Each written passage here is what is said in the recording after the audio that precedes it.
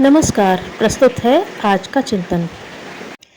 व्यक्ति और समाज में रूपांतरण की जब घटना घटती है तो उसके प्रमुख माध्यम होते हैं स्वाध्याय और सत्संग।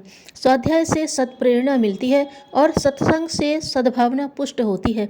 जब ये आचरण में उतरते हैं तो परिवर्तन सामने आता है, एक ऐसा परिवर्तन जो यदि सतत प्रवाहमान रहे तो मानव को महामानव और समाज को स्वर्ग बना देता है। इसी आशय का मंतव्य प्रकट करते हुए जे कृष्णमूर्ति कहते हैं कि श्रवण और अध्ययन आनंददायक तो होते हैं, पर परिवर्तन में इनकी भूमिका गणितीय सवालों को हल करने वाले सूत्रों जितनी ही होती है। सूत्र केवल संकेत मात्र होते हैं। विद्यार्थी को इनके आधार पर अपनी अक्ल भिड़ानी पड़ती है, तभी प्रश्न का सही उत्तर मिल पाता है। वैसे ही स्वाध्याय और सानिध्य परिवर्तन की अनुकूलता तो उपलब्ध कराते हैं, पर इतना ही पर्याप्त नहीं है। अंतस की हलचल और उथल पुथल भी अभीष्ट आवश्यक है। जहाँ इस प्रकार की क्रियाएं नहीं होती, वहाँ परिवर्तन की प्रतिक्रिया भी दृष्टिगोचर नहीं होती। एक उदाहरण प्रस्तुत करते हुए इसे और स्पष्ट करते हैं। वे कहते हैं कि जब किसी व्यक्ति से दिन में अनेक बार अनेक लोग यह कहते हैं कि तुम बीमार जैसे लग रहे हो, तो शाम होते होते वह निश्चित रूप से अस्वस्थ हो जाता है। कारण कि वह वाक्य उसके अंतर उद्दीपन आरंभ कर देता है। क्रिया चल पड़ती है तो उसकी परिणति अस्वस्थता के रूप में तुरंत सामने आती है। वे लिखते हैं कि स्वाध्याय और सत्संग की अच्छी बातें अप्रभावी सिर्फ इसलिए सिद्ध होती हैं कि वे अंतराल की गहराई में उतरकर उस बिंदु को नहीं छू पाती जो बदलाव उत्पन्न करती है। यदि इस संदर्भ में अध्येता और श्रोता गंभीर बने रहे और पढ़े अथवा सुने हुए प्रसंग के प्रति इतनी संवेदनशीलता उत्पन्न कर सके कि वे अंदर चलकर सीधे मर्म में आघात करें, तो रूपांतरण तत्क्षण घटित होना आरंभ हो जाएगा। पर इन दिनों ऐसा यदाकदा ही होता देखा जाता है, अतः परिवर्तन भी कभी कभी दृश्यमान होता है। इसकी प्रक्रिया दो प्रकार से संपन्न होती है। एक तो संदेश के प्रति इतना आकर्षण उत्पन्न किया जाए कि वह अंतस्थल में धंसकर बदलाव को निष्पन्न कर दे। इसके दूसरे प्रकार में खिंचाव तो होता है, पर उसका चुंबकत्व उतना प्रबल नहीं होता कि वह अवचेतन में आविर्भूत हो सके। ऐसी स्थिति में व्यक्ति को चेतन स्तर पर स्वयं प्रयास आरंभ करना पड़ता है। अपनी वासना और तृष्णाओं को बलपूर्वक दबाना और जो श्रेष्ठ व सुंदर है उसे विकसित करना पड़ता है। इतना कर लेने के उपरांत व्यक्ति का कायाकल्प हो जाता है, उसका भीतरी दैत्य मर जाता है और उसकी जगह देव पैदा होता है। यही क्रांति है। इसे संपादित कर लेने वाला व्यक्ति महान और समाज गुणवान बन जाता है। विवेकानंद ने एक बार अपने व्याख्यान में कहा था, युवकों, तुम महान बनना चाहते हो तो महानता को अपने अंदर घटित होने दो, श्रेष्ठता को अंतःकरण में प्रवेश पाने दो, हृदय कपाट को अनावृत रखो, ताकि इस संसार में जो कुछ उदात्त और उच्च स्तरीय है वह तुम में आत्मसात हो सके।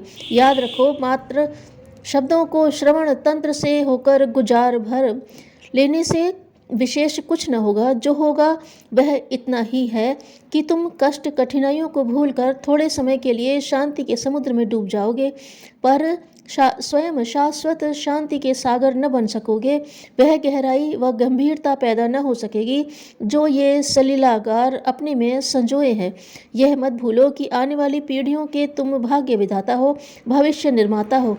उज्जवल भविष्य का निर्माण वही कर सकता है जो आत्मनिर्माण कर चुका हो। अतः इस गोष्ठी को अपने में उतर जाने दो, सिर्फ शब्दों से नहीं, वाक्यों से नहीं, वरन भावों व क्रियाओं से।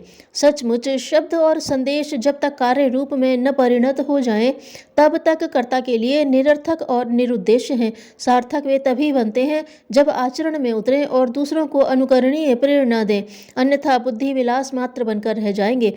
बौद्धिक संपदा का अपना एक गुण है कि वह बुद्धि क्षेत्र तक ही सीमित होकर रह जाती है। उसका उपयोग इससे आगे और कुछ नहीं हो पाता। वह पढ़ने सुनने भर की वस्तु बन जाती है और उसका बौद्धिक हस्तांतरण भर होता रहता है। किसी ने कहीं कोई अच्छी बात सुनी या पढ़ी तो उसे वह अपनी बुद्धि में, मस्तिष्क में कैद कर लेता है और दूसरों को सुनाता रहता है। फिर वह क्रिया न बनकर ज्ञान का, अध्ययन का, श्रवण का, स्मरण का विषय बन जाती है। इसीलिए मूर्धन्य मनीषी गुरुजी एफ कहा करते थे कि उत्तम बातों के प्रति अभिरुचि जगाओ, उत्कंठा बढ़ाओ और सुनाओ, पर यहीं रुक मत जाओ, इतना पर्याप्त नहीं है। यह आवश्यक तो है क्योंकि इसके पश्चात कुछ और संभव है, किंतु इतना काफ़ी नहीं है। यह मात्र विचार है, इससे आगे का चरण अनुभव है। विचार से अनुभव की ओर यात्रा करके ही जानकारी को जीवन बनाया जा सकता है, उसे जिया जा सकता है। जहाँ जानकारी जीवन बन जाती है, वहीं उसी क्षण श्रेष्ठता घटित होती है और व्यक्ति का रूपांतरण हो जाता है। इन दिनों चूंकि चिंतन से अनुभूति की ओर का प्रयाण व्यक्ति में रुका हुआ है, इसलिए प्रत्यक्ष में स्वाध्याय और सत्संग की नियमित दिनचर्या दिखाई पड़ने पर भी उनकी वह परिणति सामने नहीं आती जो आनी चाहिए। नित्य पढ़ना और उसे भुला देना, नित्य सुनना और निकाल देना, प्रायः यही स्वाभाविक क्रम होता है। इससे स्पष्ट है कि ग्रहण करने की अभिप्सा की अनुपस्थिति और ग्राह्य के प्रति उपेक्षा भाव ही वे कारण हैं जो अच्छे उपदेश को व्यवहार में नहीं उतरने देते। व्यक्तित्व निर्माण में पुस्तक और प्रवचन की ऐसी ही भूमिका है। वे मार्गदर्शन मात्र करते हैं, उनके आधार पर पुरुषार्थ स्वयं करना पड़ता है। यह प्रक्रिया है। प्रक्रिया यदि चल पड़े तो साधारण से असाधारण बन जाना सुनिश्चित है। फिर समाज को स्वर्ग बनते देर न लगेगी। जिन्होंने भगवान का आमंत्रण सुना है वे कभी घाटे में नहीं रहे। धन्यवाद।